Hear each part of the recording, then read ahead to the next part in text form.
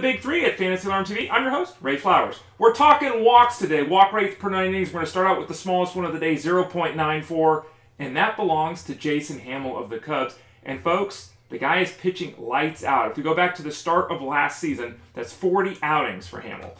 We see a guy with a 106 whip, an 8.4 strikeout per 9 mark, and a walk rate of just under 2 per 9 innings. He has been flat out good. Not great, but really, really good. Well, he's kind of on the cusp of greatness, actually, since the start of last season. The only issue I have right now with Hammel is the issue you should have with Hammel. He's never thrown 180 innings. Not one time. Not 180 innings. Now, in this day and age, you throw 175, you get a pat on the back and all that, but you really need to push 190, 200, 210 innings if you want to be a star in the fantasy game. Hammel is not beating himself. Tons of strikeouts. If he can throw those 200 innings this season, he's going to have a big, big year for those people that own him in the fantasy game. Second number of the day is 1.73. That's the walk rate this season of Dan Haren. Now, Dan Haren's career mark is about 1.8 per 9 innings, so not much change there at all. But there are some concerns, obviously, with Haren. He's an aging pitcher. His strikeout rate is down about a batter per 9 innings. I don't think that obviously is coming back. He's allowing more fly balls than normal, which given his game is a bad thing. His home run per 9 mark of 1.3 is above the 1.1 mark he owns for his career. But let's take a little bit broader picture with Haren as well. If we go back to the beginning of last season, a 3.9 strikeout to walk ratio in a whip of 1.14.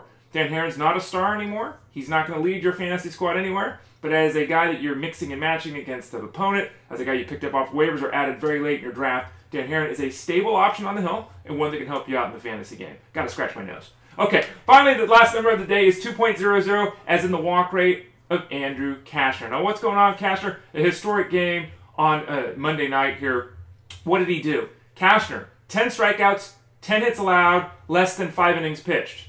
No one's ever done that before in the history of baseball, yet he did it. He didn't walk a single batter in that outing, though, and that's what I took away from it, as well as the fact that over his last 5 games on the hill, Cashner has walked 4 batters. He's locked in. His strikeout rate per 9 this season is 9.6. Tremendous mark for a starting pitcher. Now, he's got a 47% ground ball rate, which is a very good mark. It is a little bit down for him, but still a very good mark. So we're getting grounders, we're getting a guy who's not walking anyone, and we're getting all these strikeouts. So why the struggles? Part of the reason is the batting average of balls in play, it's about 340 plus. It's well above the 280 plus mark he has in his career. That mark figures to normalize, as well as the home run ratio. It's about 0.8 per 9 innings for his career, and it's 1.3 right now. So a few less of those balls fall for hits, a few less of those fly balls become home runs, then Cashner takes off. The record is not indicative of how well he is pitching. I say it all the time. Give me strikeouts, ground balls, and a lack of walks, and I want that guy. Cashner completely fits that mold right now for the Padres. Don't forget to visit us at fantasyalarm.com. Go to the top of the MLB tab, click on the rest of the way rankings. You'll see 600 players updated for the month of June by yours truly,